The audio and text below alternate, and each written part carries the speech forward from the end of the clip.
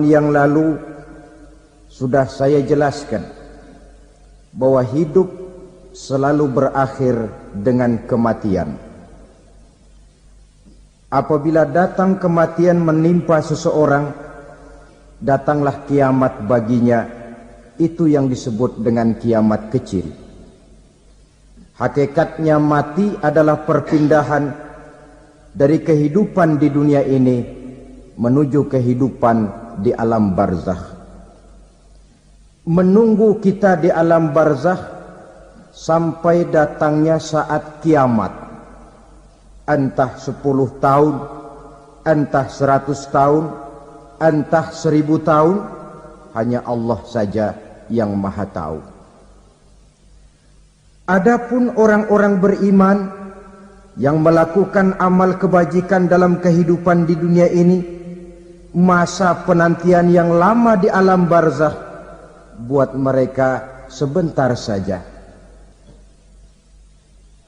Tetapi bagi orang-orang kafir yang ingkar, yang tidak beriman kepada Allah, yang hidup di dunia cuma menumpuk-numpuk dosa, tentu penantian di alam barzakh akan merupakan waktu yang sangat lama. Bukankah dalam kehidupan kita waktu itu memang relatif? Contoh misalnya, bagi pemuda-pemudi yang sedang duduk asyik memadu cinta, waktu 4-5 jam saja rasanya cuma 4-5 menit. Tenggelam oleh keasikan. Tapi buat orang yang berbaring di rumah sakit, meratap di balik-balik apa itu tembok derita kata lagu, di balik dinding-dinding penjara, sehari bagai seminggu, seminggu rasa sebulan, sebulan boleh jadi rasa setahun. Penantian yang sangat lama. Kapan kiamat itu akan datang? Ini rahasia Allah.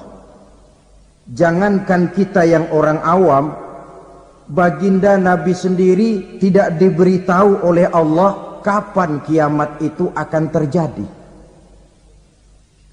Tetapi sungguh pun demikian, banyak hadis-hadis yang menjelaskan ciri atau tanda-tanda datangnya kiamat. Nah, kalau sudah bicara soal tanda, tanda kiamat itu ada 2. Pertama yang disebut alamatus sughra, tanda-tanda kecil. Ini waktunya masih ada tenggang. Ada yang dinamakan alamatul kubra, tanda-tanda besar. Artinya kiamat sudah diambang pintu. Apa tanda-tanda kecil dari datangnya hari kiamat itu? Misalnya kata Nabi, apabila ilmu sudah diangkat oleh Allah. Artinya apabila ulama sudah banyak wafat, minat orang belajar agama berkurang, lalu kebodohan nampak merajalela di mana-mana, zina dikerjakan secara terbuka, minuman-minuman keras jadi kebanggaan, itu termasuk di antara tanda-tanda kecil terjadinya hari kiamat. Apalagi misalnya iza waladatil ammatu rabbataha, apabila budak sudah melahirkan tuan. Apa maksudnya? Ada yang mentafsirkan apabila anak sudah bisa membudaki orang tuanya. Orang tua yang melahirkan dia, yang membesarkan dia, demi setelah si anak besar jadi orang berpangkat, bertitel, berharta, berkedudukan, jadilah orang tua itu budaknya. Sehingga sering dibilang kalau orang tua kaya, anak jadi raja. Tapi kalau anak yang kaya, orang tua sering jadi budak. Apalagi munculnya fitnah yang bergelombang, timbul perang antara dua bangsa yang besar, waktu berjalan terasa sangat pendek sekali. Itu merupakan tanda di antara tanda-tanda kiamat. Termasuk di dalamnya sulit membedakan mana laki, mana perempuan.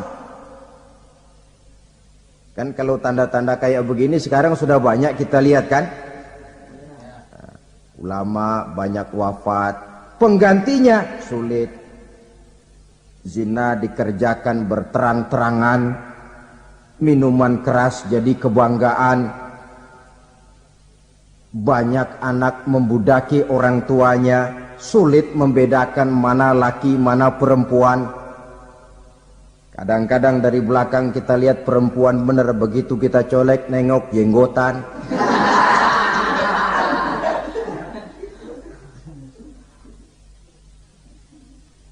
Ini termasuk tanda-tanda kecil, masih ada tenggang sampai akan terjadinya kiamat itu. Nah, yang dimaksud dengan tanda-tanda besar, ini tanda besar artinya kiamat sudah di ambang pintu. Pertama, matahari terbit dari sebelah barat. Apabila matahari sudah terbit dari arah sebelah barat, tertutuplah sudah pintu taubat. Bersabda Nabi kita, la taqumus sa'atu hatta tatlu'a syamsu min maghribiha. Tidak akan datang hari kiamat sampai matahari terbit dari arah sebelah barat. Fa iza tala'at, manakala matahari telah terbit dari arah sebelah barat, wara'ahan nasu, manusia banyak menyaksikan itu, amanu ajma'un, mereka pun lalu beriman. Yang tadinya kafir, yang tadinya ingkar, yang tadinya membangkang, setelah melihat matahari terbit dari sebelah barat, buru-buru beriman, berlomba-lomba mengucap 2 kalimat syahadat. Tapi apa yang terjadi? Kata Nabi, wadzalika hina la yanfa'u nafsan imanuha lam takun amanat min qabl. Hari itu adalah hari yang iman sudah tidak berguna lagi bagi seseorang apabila sebelumnya memang dia tidak pernah beriman. Au kasabat fi imaniha khaira, atau beriman tetapi tidak pernah melakukan kebajikan di dalam keimanannya itu. Hari yang sudah kasib, hari yang sudah terlambat, beriman tidak akan ada gunanya lagi. Ini pelajaran buat kita. Sebelum sang surya terbit dari sebelah barat, sebelum nafas sampai di tenggorokan, artinya pintu taubat masih terbuka. Kalau 2 hal itu sudah terwujud, nafas sudah sampai di kerongkongan atau matahari sudah terbit dari arah sebelah barat, tertutuplah sudah pintu taubat. Tak ada lagi gunanya pangkat, jabatan, harta, bahkan beriman pun dalam suasana macam itu. Too late, kata orang Kulon. Sudah terlambat. Matahari terbit dari arah sebelah barat. Itu tanda besar, artinya kiamat sudah di ambang pintu. Lalu apalagi tanda besar? Munculnya Dajjal. Dajjal artinya pendusta-pendusta yang menyesatkan manusia. Ada 2 macam Dajjal, saudara. Ada Dajjal kecil. Ini Dajjal kelas teri. Kalau ini sejak zaman Rasulullah sudah ada itu. Tiap zaman ada. Di zaman Rasulullah misalnya ada yang bernama Aswad al-Unsi dari Yaman. Ada yang namanya Musailamah al-Kazzab dari Yamamah. Ada yang namanya Ibnu Sayyad dari Madinah. Ini Dajjal-Dajjal di zaman Rasul. Musailamatul Kazzab memproklamirkan diri jadi nabi dia. Di zaman Rasul masih hidup. Ini Dajjal zaman Nabi. Di zaman sahabat muncul Dajjal-Dajjal. Di zaman kita sekarang ini Dajjal-Dajjal pun gentayangan. Dajjal-Dajjal kelas teri. Kerjanya mendustakan manusia, menyesatkan manusia, memalingkan manusia dari jalan yang benar dan diridhoi oleh Allah Subhanahu wa taala. Adapun yang merupakan tanda besar dari datangnya kiamat, dajjal-dajjal kelas kakap, pembohong-pembohong besar yang menyesatkan masyarakat manusia berpaling dari jalan Allah mengikuti jalan mereka. Apa sih ciri dajjal itu? Kata Nabi dalam hadis Bukhari Muslim, innad dajjala, sesungguhnya yang namanya dajjal itu yakhruju, satu saat akan muncul mendekati hari kiamat, wa inna ma'ahu ma'an, si dajjal ini membawa air, wanaran, dan juga membawa api. Dua simbol. Di tangan yang satu dia bawa air, di tangan yang satu dia bawa api. Wa ammal ladzi yarahu an-nasu ma'an fanarun, adapun yang orang banyak lihat air, hakikatnya adalah api. Yang dilihat api, hakikatnya adalah air. Oleh sebab itu, kalau api yang ditawarkan, ambillah air. Kalau air yang ditawarkan, pilihlah api. Maksudnya apa ini? Ini bahasa simbol, saudara-saudara. Dajjal bicaranya seolah-olah untuk kepentingan manusia. Menawarkan surga. Surga yang dia tawarkan hakikatnya neraka. Hai manusia, kalau kau mau bahagia, jangan dekat-dekat dengan agama. Solat itu tidak efektif dan efisien, tidak produktif dari segi ekonomi itu. Menghadiri majelis taklim cuma buang-buang waktu.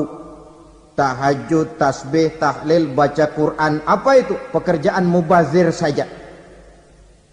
Hidup ini cuma sekali, masa yang cuma sekali, manfaatkan dengan sebaik-baiknya. Mumpung. Dibawanya sifat mumpung, tetapi dalam pengertian yang sangat negatif. Bicaranya seolah-olah untuk kepentingan manusia, tetapi sebenarnya menjerumuskan manusia. Menawarkan air, tapi sebenarnya api. Menawarkan api, tapi hakikatnya air. Buat apa kamu sholat? Buat apa kamu bayar zakat? Buat apa kamu puasa? Surga yang dicanangkan dajjal hakikatnya neraka. Neraka yang digambarkan dajjal pada dasarnya adalah surga. Jadi memutarbalikkan fakta itu kerjaan dajjal. Yang hak jadi batil, yang batil dibilang hak, yang benar jadi salah, yang salah malah jadi benar. Tuntunan disuruh jadi tontonan, tontonan malah menjadi tuntunan. Itu pekerjaan dajjal profesinya. Zamannya Nabi Adam, dajjalnya kan iblis. Betul? Betul. Apa sih rayuan iblis itu? Allah setelah menciptakan Nabi Adam kan bilang, Adam, kau dan istrimu Hawa tinggal di surga ini. Seluruh fasilitas yang ada di surga persilahkan kau nikmati. Satu yang tidak boleh, jangan coba-coba dekati pohon khuldi. Dekat saja jangan, apalagi sampai memetiknya. Datang dajjal yang namanya iblis ini. Adam, kamu tahu nggak kenapa tidak boleh makan buah khuldi? Ya nggak tahu, pokoknya saya dilarang. Bodoh kamu Dam. Khuldun artinya kekal. Kalau kamu makan itu buah, kau akan kekal di surga buat selamanya. Allah tidak kepengen, maka dilarang kamu makan buah khuldi. Kalau kau ingin kekal di surga Adam, makan saja. Saya bicara begini ini untuk kepentingan kamu Adam. Ini kan ciri-ciri dajjal. Bicaranya sih seolah-olah untuk kepentingan Nabi Adam, hakikat sebenarnya menjerumuskan Nabi Adam supaya ingkar dan melanggar larangan dari Allah Subhanahu wa ta'ala. Jadi setelah muncul dajjal, timbul kekacauan-kekacauan di masyarakat. Banyak yang terpengaruh, terpedaya dan terpesona. Termasuk mereka yang memproklamirkan diri jadi nabi. mereka yang memproklamirkan diri jadi rasul di zaman sesudah Rasulullah wafat, itu adalah dajjal-dajjal.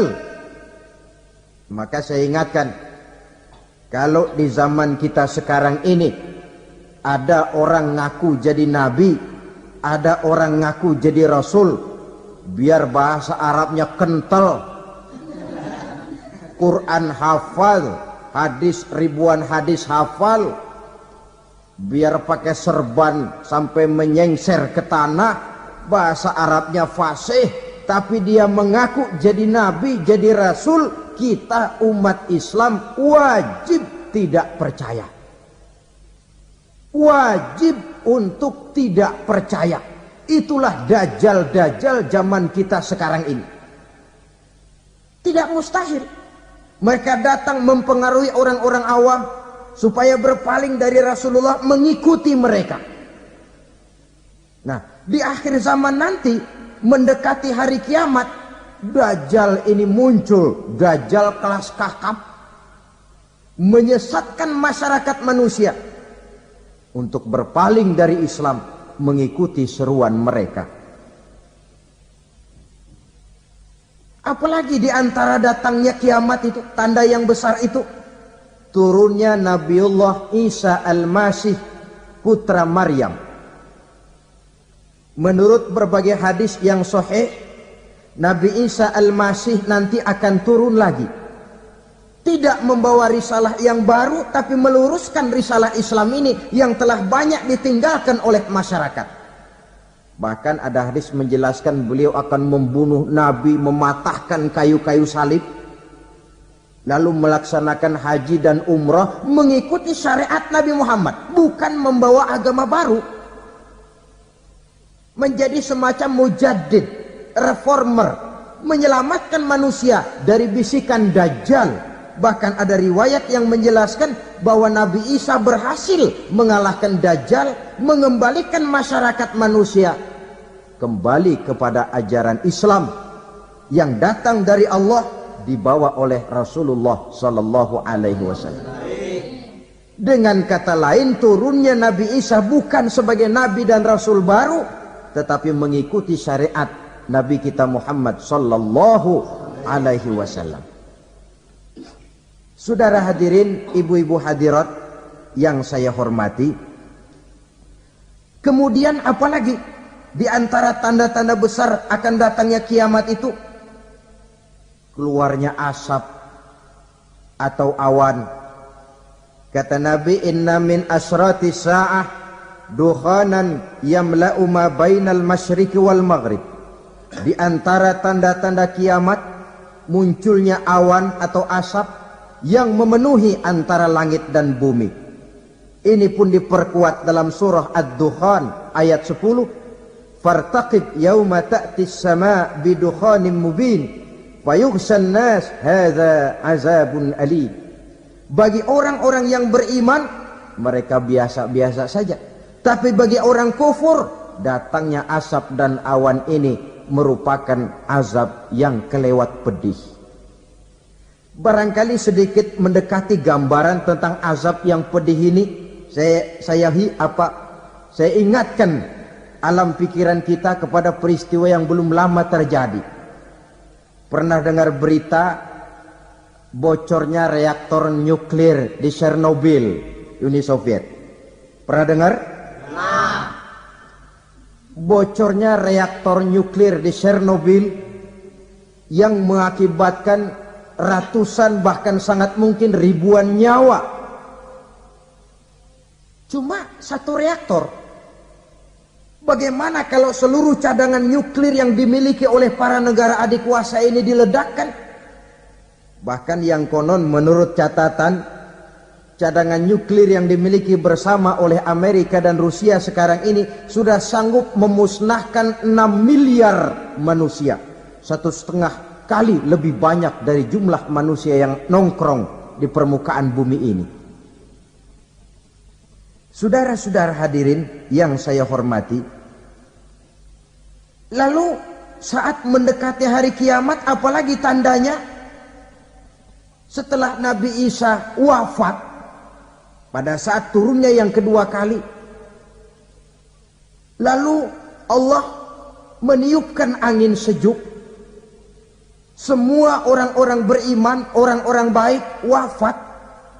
Sehingga penghuni bumi ini cuma tinggal lagi terdiri dari orang-orang kafir. Tidak ada lagi di bumi ini yang bisa mengucapkan Allah. Sehingga dalam hadis qudsi itu ada keterangan, Innallaha azza wa jalla yaqulu li Israfil. Allah pernah pesan kepada malaikat Israfil.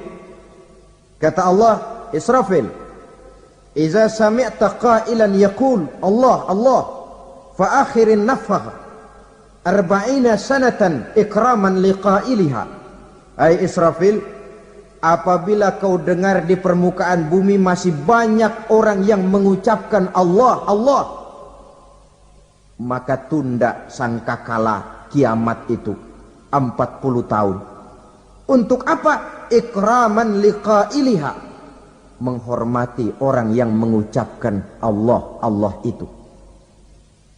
Wah, jadi karena sekarang masih banyak yang mengucapkan Allah, besar hatilah kita, masih jauh kiamat itu.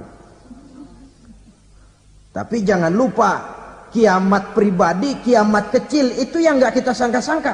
Ajal datang mencabut nyawa, itu kiamat pribadi. Dan itu yang pasti kita hadapi. Dan itu yang membuat kita tidak boleh bersikap main-main di dalam kehidupan sekarang ini. Saudara hadirin yang saya hormati, tidak ada lagi orang-orang muslim. Seluruh penduduk dunia ini kafir. Lalu terciptalah struktur sosial yang berlandaskan prinsip hidup semau gue. Bakal terjadilah prinsip di mana yang kaya menyantap yang miskin, yang kuat menindas yang lemah. Hidup sudah bagaikan di rimba belantara. Berlaku hukum rimba, siapa yang kuat dia yang menang, siapa yang lemah menjadi mangsa. Timbul kekacauan, maksiat merajalela, munkarat menjadi-jadi. Sehingga isi bumi ini penuh dengan segala macam perbuatan dosa. Tidak ada perlunya lagi alam diperpanjang temponya. Datang saat yang sudah dijanjikan oleh Allah Azza wa Jalla, maka terjadilah yang disebut kiamat kubra, kiamat besar, kiamat hancur-hancuran. Bagaimana kejadian ini dimulai? Dalam surah Az-Zumar ayat 68, Allah subhanahu wa ta'ala berfirman, wa nufikha fis suri fasa'iqa man fis samawati wa man fil ardi illa man sya'allahu. Maka manakala ditiuplah sangkakala, terkejutlah seluruh yang ada di langit dan seluruh yang ada di bumi.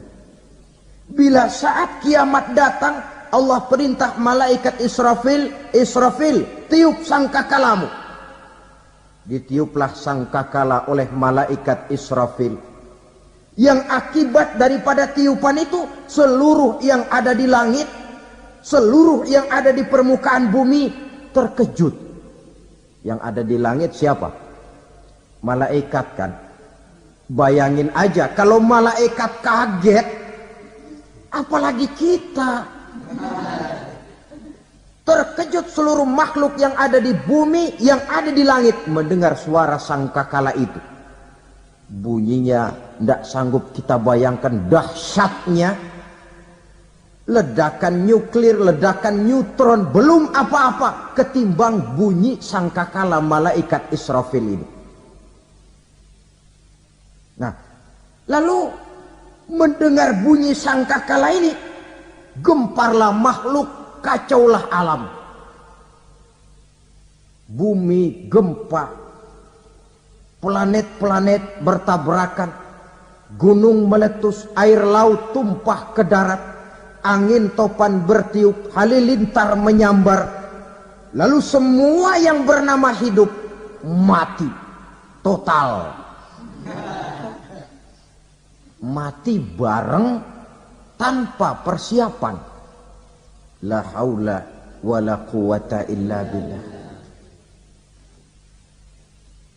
Saya kadang-kadang dalam tafakur bermohon, ya Allah, mudah-mudahan saya enggak nemuin kiamat beneran. Ngeri. Tidak bisa kita bayangkan macam apa suasana seperti itu. Allah saja banyak memberikan gambaran, misalnya Al-Qari'ah, wa mal qari'ah, wa ma adraka mal qari'ah. Kejadian yang menggemparkan. Tahukah kamu apa kejadian yang menggemparkan itu? Yauma yakunun nasu kal farasil mabsus wa takunul jibalu kal ihnil manfus. Pada saat itu manusia berterbangan bagai kupu-kupu. Gunung berterbangan seperti kapas ditiup angin. Gunung saja macam kapas, konon lagi manusia. Kematian total, mulai semut sampai gajah mati, jin mati, iblis mati, malaikat mati. Malaikat saja mati. Saudara hadirin yang saya hormati, kematian total yang tanpa persiapan. Orang bilang, Pak, kalau mati bareng begitu yang repot malaikat maut dong ya. Cabut sana, cabut sini.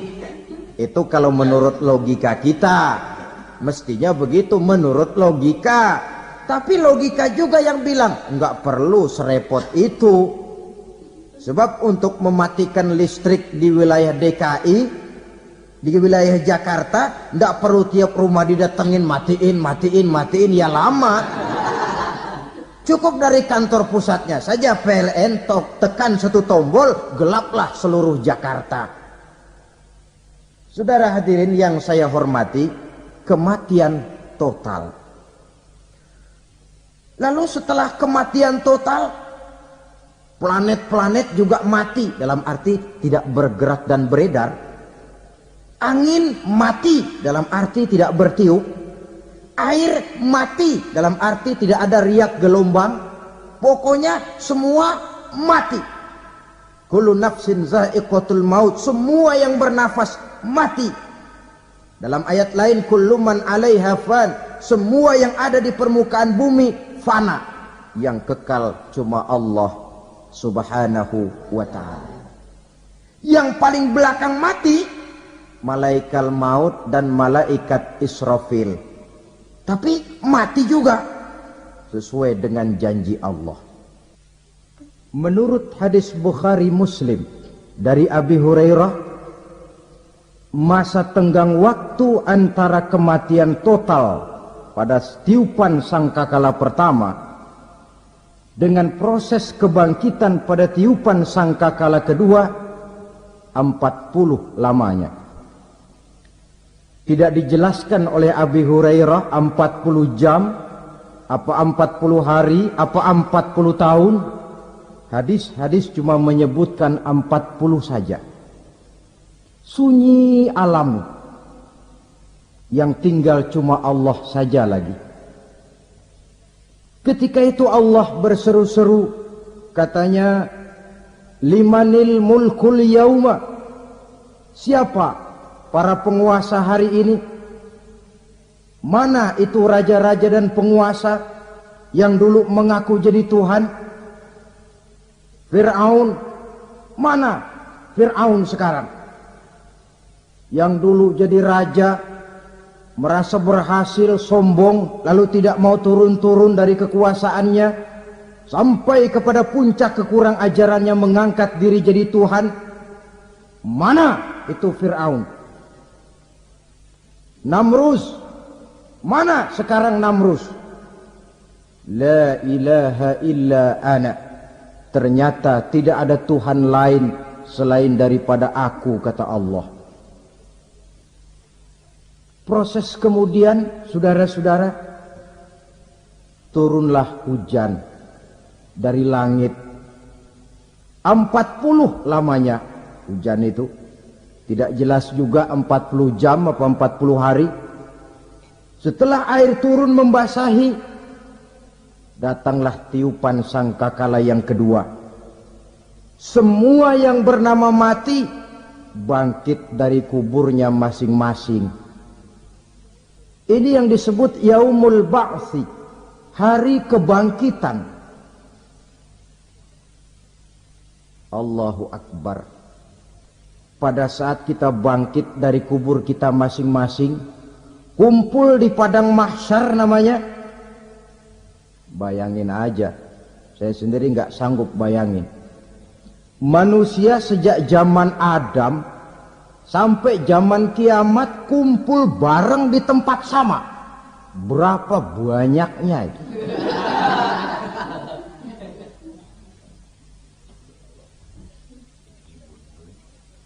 Dan yang luar biasa menurut satu riwayat, pada saat bangkit itu, Masya Allah, roman muka kita berubah. Disesuaikan dengan amalan kita waktu di dunia ini. Barang siapa yang waktu di dunia amalannya itu amalan tikus, di akhirat nanti dia bangkit dari kubur, mukanya seperti muka tikus. Gagah betul badannya, tapi mukanya seperti tikus. Kenapa? Amalannya waktu di dunia seperti amalan tikus. Apa amalan tikus itu? Suka ngegeragoti barang yang sudah disimpan rapi-rapi. Orang sudah simpan uang rapi-rapi, simpan perhiasan rapi-rapi, digeragoti oleh tikus. Maling-maling, pencoleng-pencoleng, koruptor-koruptor, itu nanti di akhirat nanti kita lihat mukanya seperti muka tikus. Oh, ini waktu di dunia suka nyolong, mukanya seperti muka tikus. Barang siapa yang waktu di dunia ini amalannya itu amalan macan, dia akan bangkit nanti mukanya seperti muka macan. Apa amalan macan? Macan itu amalannya menang-menangan. Orang yang mau menang saja nggak mau mengalah. Coba lihat di hutan. Kenal hutan nggak? Nah. Di hutan, raja hutan di mana-mana pasti macan. Betul kan? Betul. Padahal hutan belum pernah bikin pemilihan umum. Tapi macan tidak peduli ada pemilihan umum apa tidak, pokok saya raja. Sebab apa? Macan jadi raja itu bukan karena benar, tapi karena kuat jadi raja. Setelah dia jadi raja, rakyat hutan yang mesti dilindungi malah dimakan oleh raja macan. Kambing rakyat hutan dimakan oleh macan. Ayam rakyat hutan dimakan oleh macan. Itu nanti kita lihat di akhirat itu mukanya seperti muka macan, gagah betul. Lalu barang siapa yang di dunia ini amalannya itu seperti amalan anjing, nanti dia punya muka seperti muka anjing. Apa amalan anjing? Pertama, anjing itu kalau disuruh jaga rumah, dia tidak bisa membedakan mana maling, mana tamu. Biar yang datang maling kalau bawa tulang, anjing kalem. Yang kedua, anjing itu akan setia kepada siapa saja yang memberinya roti. Siapa yang memberinya roti, itulah majikannya. Apa kata majikannya, pasti dia laksanakan. Soal benar atau salah, dia tidak peduli. Setelah anjing dapat roti, dia tidak punya pilihan lain kecuali bilang, abdi mah kumaha juragan wae ayeuna mah.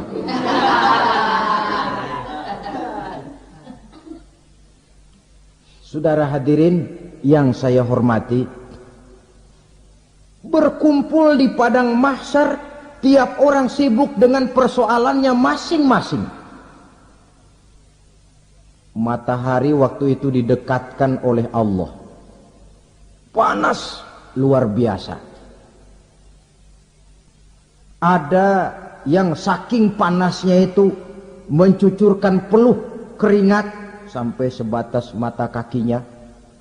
Ada yang keringatnya sampai sedengkulnya. Ada yang keringatnya sampai sepusatnya. Ada yang keringatnya mengalir sampai sebahunya. Ada yang kelelap oleh keringatnya sendiri, sementara orang di sampingnya nggak apa-apa. Bergantung lagi amalan dia waktu di dunia ini. Saudara-saudara, sebagian orang dalam kepanikan padang mahsyar berombong-rombong datang mereka menghadap Nabi Adam. Ya Adam, anta abal bashar. Hai Adam, Tuhan adalah bapak moyang manusia. Kami sebentar lagi akan disidang, dimintakan pertanggungan jawab. Tolonglah kami, hai Adam. Kata Nabi Adam, jangankan nolongin sampean, saya sendiri tanggung jawab di hadapan Allah. Ketika dulu tidak boleh makan khuldi, saya serobot. Sudahlah, urus diri masing-masing saja, nafsi. Begitu kata Nabi Nuh, begitu kata Nabi Ibrahim. Tiap orang bertanggung jawab sendiri-sendiri. Ketika itulah saudara-saudara, nikmatnya menjadi umat Nabi besar Muhammad sallallahu alaihi wasallam. Sebab apa? Walaupun menurut abjad kita ini umat paling belakang, karena paling belakang kita ini toh, karena Nabi Muhammad adalah Nabi akhir, tapi akan dihisap lebih dulu, lewat di atas sirat lebih dulu, masuk surga lebih dahulu ketimbang umat-umat belakangan. Ketika Rasul mendekati ajal, beliau tanyakan itu kepada malaikat Jibril. Malaikat Jibril berkata, Muhammad jangan khawatir, Allah sudah berjanji, inni haramtul jannata ala sairil anbiya hatta tadkhulaha anta, wa haramtuha ala sairil umami hatta tadkhulaha ummatuka.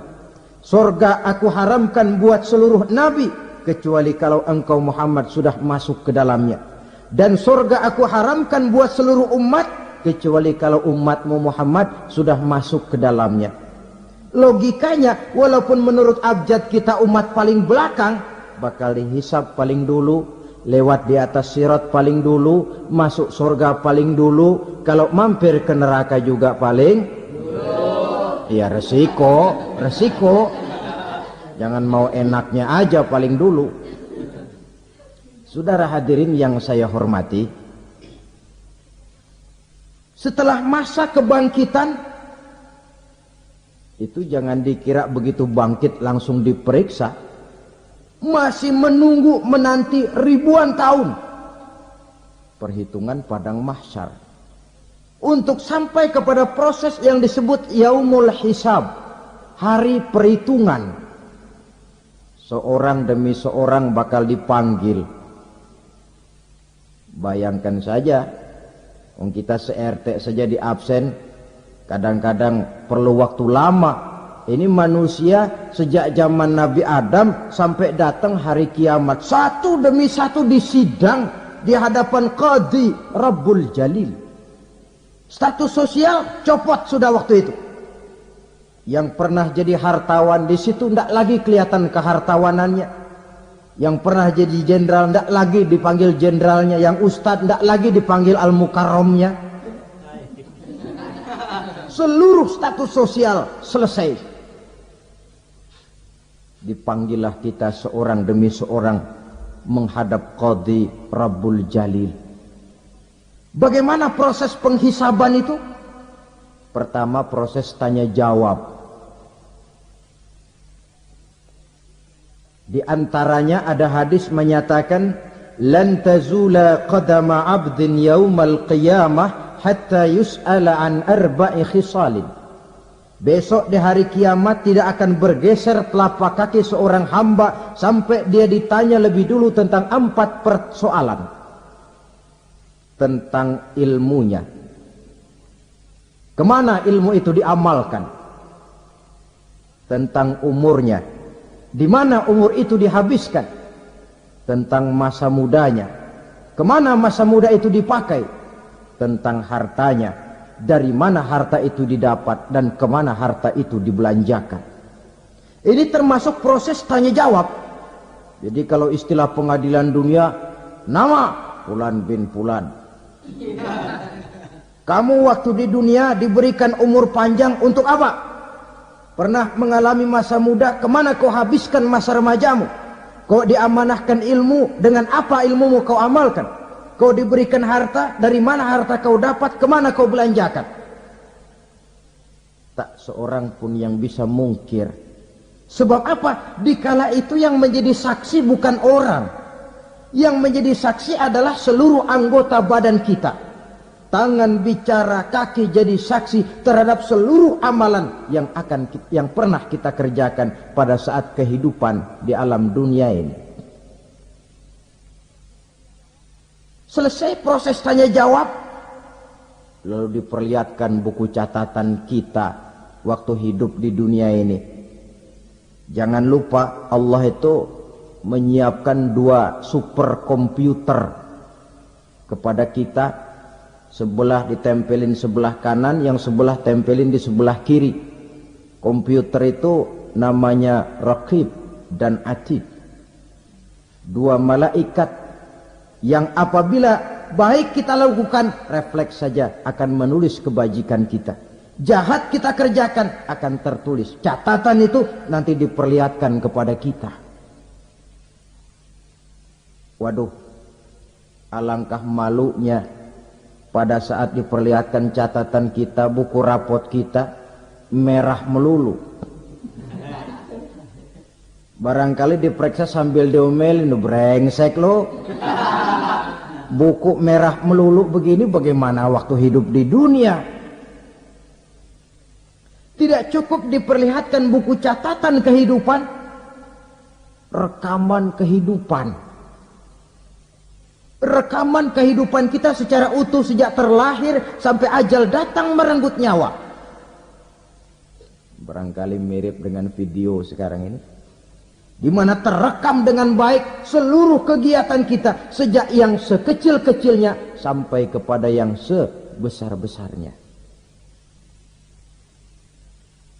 Untuk kemudian kita pun menerima balasan. In khairan fa khairun wa in syarran fa syarrun. Kalau baik ya baik balasannya, kalau jahat ya jahat juga balasannya. Catatan-catatan kita diberikan. Kalau banyak kebajikannya diberikan di tangan kanan dengan cara yang halus. Kalau banyak kejahatannya diberikan dari sebelah kiri atau dilempar dari belakang. Itulah sebabnya sejak di dunia ini kita sudah mohon kepada Allah. Ketika berwudu membasuh tangan kanan, apa kita bilang?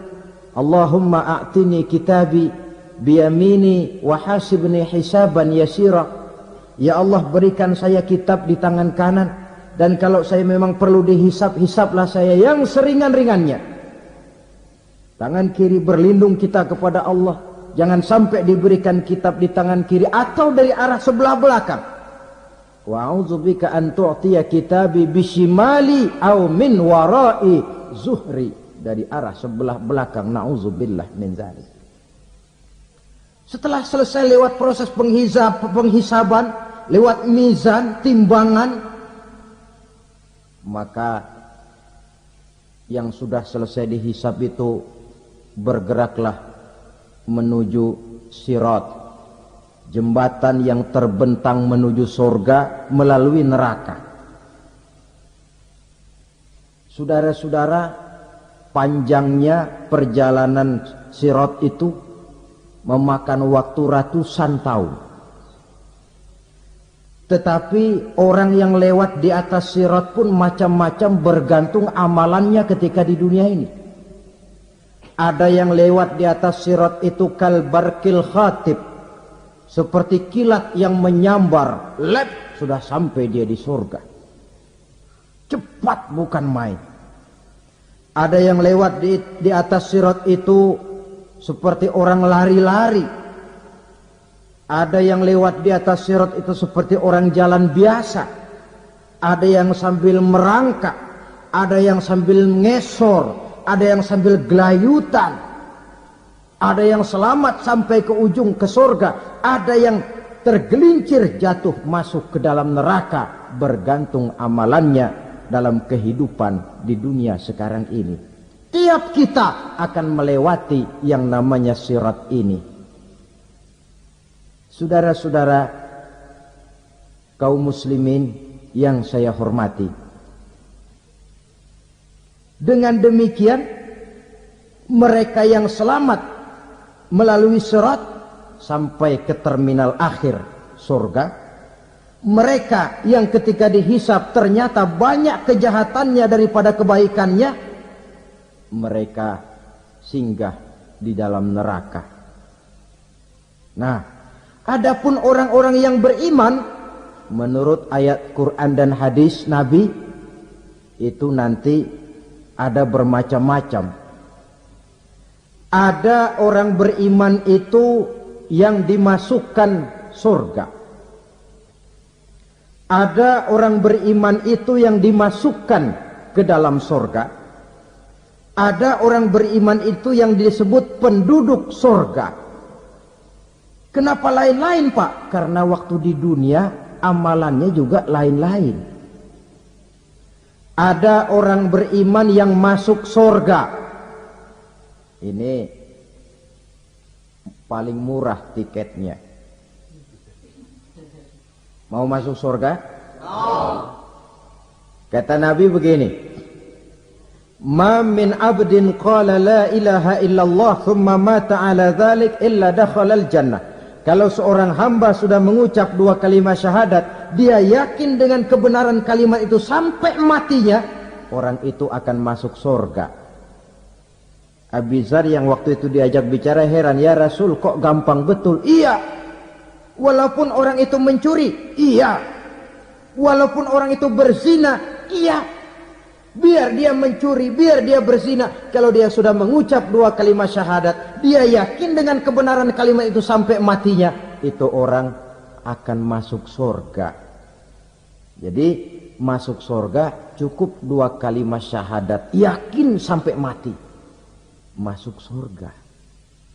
Itu perkara masuk. Tapi kalau pertanyaannya diterusin, masuknya kapan, Pak? Nah, ini lain lagi urusannya. Sebab ada yang masuknya itu langsung, ada yang mampir dulu. Di sana tempat cuma dua, kalau tidak surga, neraka. Mau ke surga tapi mampir dulu, yang mampirnya jelas di neraka. Kenapa? Dalam hadis qudsi ada riwayat, nanti itu di akhirat, setelah Allah selesai mengatur penduduk surga, masuk surga, yang neraka, masuk neraka, Allah berkata kepada malaikat Malik, malaikat Malik, labaik ya Allah, itu bajingan-bajingan tengik, manusia-manusia durjana, yang waktu di dunia tidak mau sujud, jauh dari ulama, gemar melakukan yang munkarat dan maksiat, hidup di tengah masyarakat selalu jadi bibit keonaran, kufur, sudah masuk neraka semua. Sudah ya Allah. Nah, kalau sudah, coba sekarang kamu masuk, Malik. Saya, iya, masuk neraka. Mau apa ya Allah? Kata Allah, akhriju minan nar man kana fi qalbihi misqala habbatin min khardalin min iman. Kau masuk neraka, cari di dalam neraka orang-orang yang ada imannya walaupun kecil sebesar biji zarah, angkat mereka keluar. Masuk malaikat Malik ke neraka, cari orang yang ada imannya, korek-korek. Ya repot, udah pada gosong. Yang ada imannya diangkat ke atas, yang ada imannya diangkat ke atas, lalu dimandikan di Nahrul Hayat, namanya sungai kehidupan di akhirat nanti. Cakep lagi rupanya, bersih lagi wajahnya, apel di hadapan Allah. Kata Allah, bagaimana mas? Kapok nggak sampean? Kapok ya Allah. Nah, kalau kapok, idhab fadkhulil jannah, pergi masuk surga sana. Berangkat mereka ke surga, ketemu sama teman-temannya yang udah sampai lebih dulu, yang nggak pakai mampir lagi. Terjadi dialog Kata teman-temannya yang udah pada nyampe duluan, Mas, iya, emang baru sampai? Saya baru sampai. Memang mampir di mana dulu, Mas? Kita sudah lama sampai di surga. Saudara buka surah Al-Muddatsir ayat 34-35. Ma salakakum fis saqar? Kenapa kamu mampir di neraka Saqar? Qalu lam nakum minal musallin. Mereka menjawab, kami mampir di neraka Saqar, Mas, gara-gara dulunya kami waktu di dunia tidak pernah sholat. Tidak pernah sholat? Tidak pernah. Kan rumahnya dekat masjid. Cuma dekat doang, Mas. Sholat mah enggak saya. Enggak pernah ngasih makan fakir miskin. Tidak pernah hadir di majelis taklim, pendeknya tidak pernah melakukan kebajikan, maka saya pun mampir di neraka Saqar. Untung betul saya punya iman, Mas, sedikit. Waktu hidup di dunia dulu saya pernah mengucap 2 kalimat syahadat, sekali-kalinya waktu mau kawin. Masya Allah. Untung saja kawin, kalau nggak kawin polos.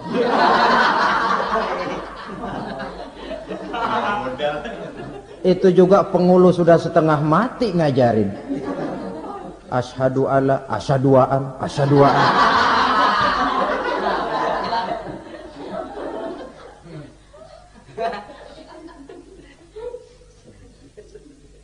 Ini namanya masuk surga, ada mampir dulu.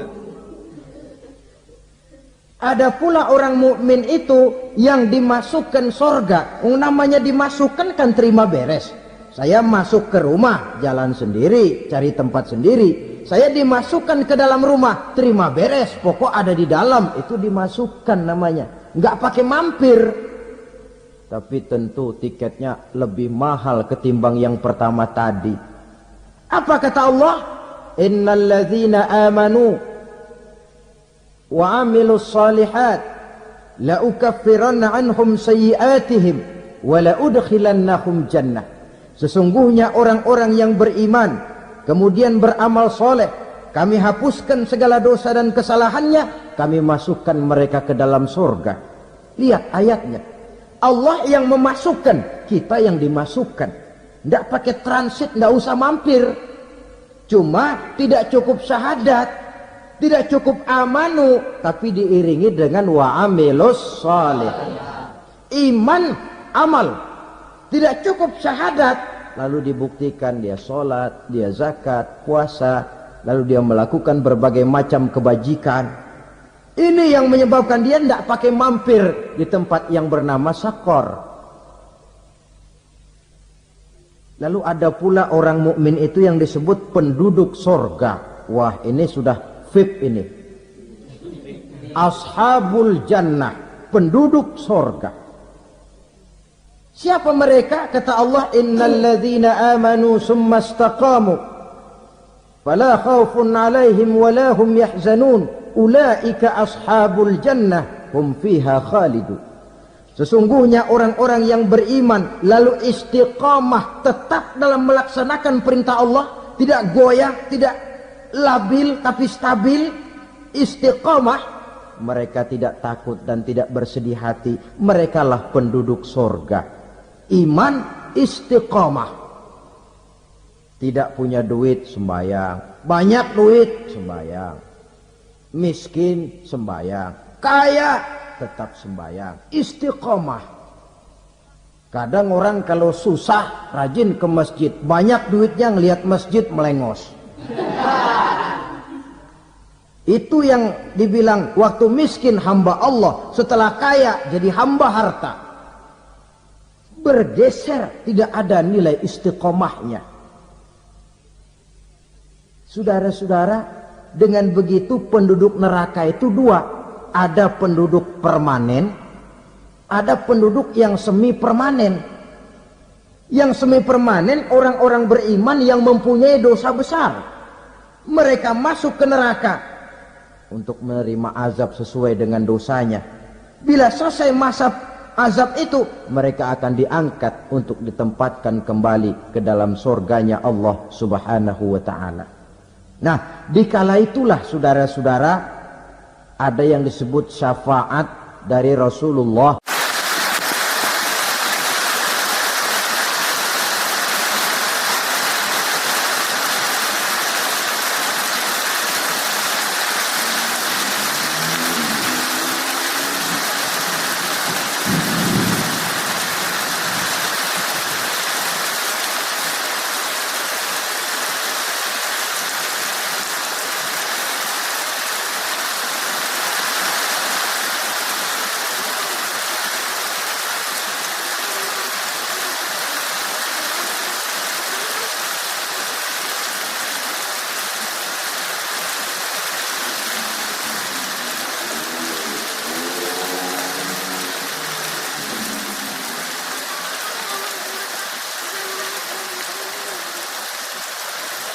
Untuk itu jangan nonton drama, terima kasih ya.